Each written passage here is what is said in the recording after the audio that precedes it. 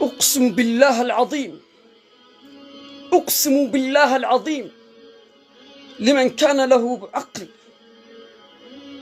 لن يظلم بعد اليوم أبدا بعدما يسمع هذا. فاتقوا الظلم يقول النبي، فإن الظلم ظلمات يوم القيامة. واتقوا دعوة المظلوم فإنها ليس بينها وبين الله حجاب.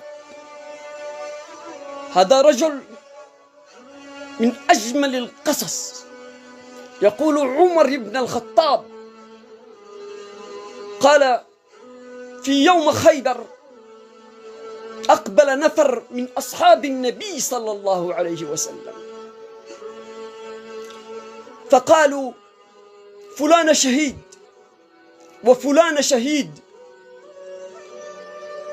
فمروا على رجل فقالوا وفلان شهيد.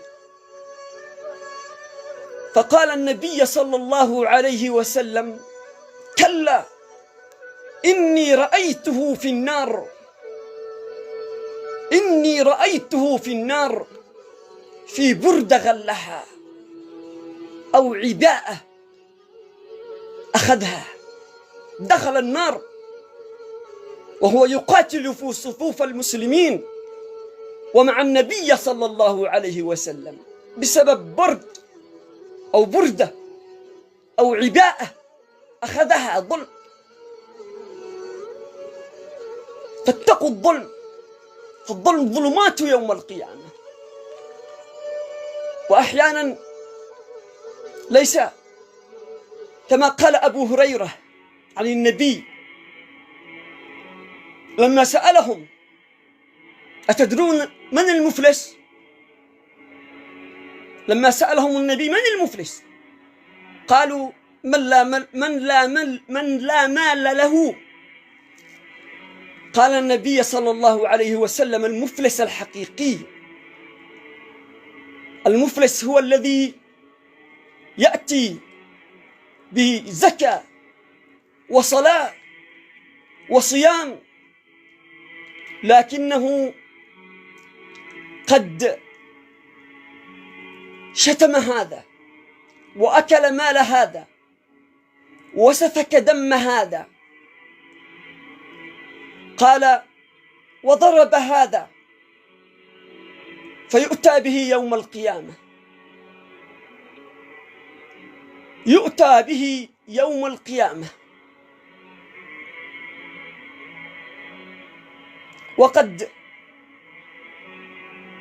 أكل مال هذا وسفك مال دم هذا، فيعطي هذا من حسناته وهذا من حسناته.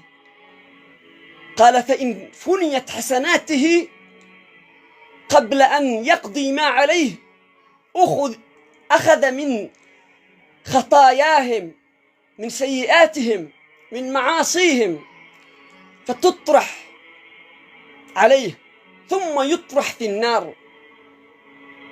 وقال عليه الصلاة والسلام إنكم، قال أنا بشر وإنكم تختصمون، قال فأقضي بينكم بحيث ما أسمع حسب الشهود.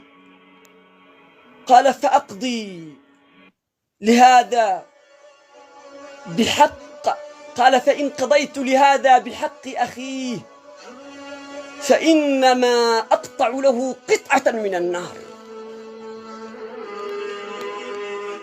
أقطع له قطعة من النار.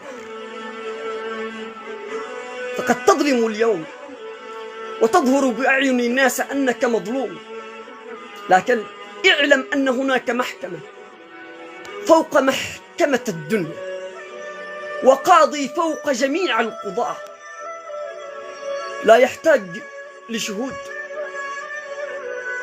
ينادي رب العالمين أيها المظلوم تقدم، أيها الظالم تقدم، أيها المظلوم تكلم، أيها الظالم لا تتكلم.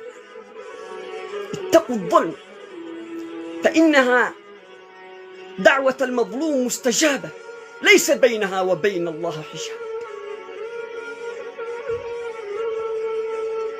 اتقوا الظلم. والخوض في أعراض الناس. يقول النبي صلى الله عليه وسلم: يبصر أحدكم القذى، والقذى وسخ العين الصغير ذاك بعد النوم، الشيء الأبيض. يبصر أحدكم القذى في عين أخيه، تتتبع عورة الناس، وينسى في عينيه الجذعة. الجذعة، أنت في عينيك جذعة، وتظل تتتبع عورات المسلمين.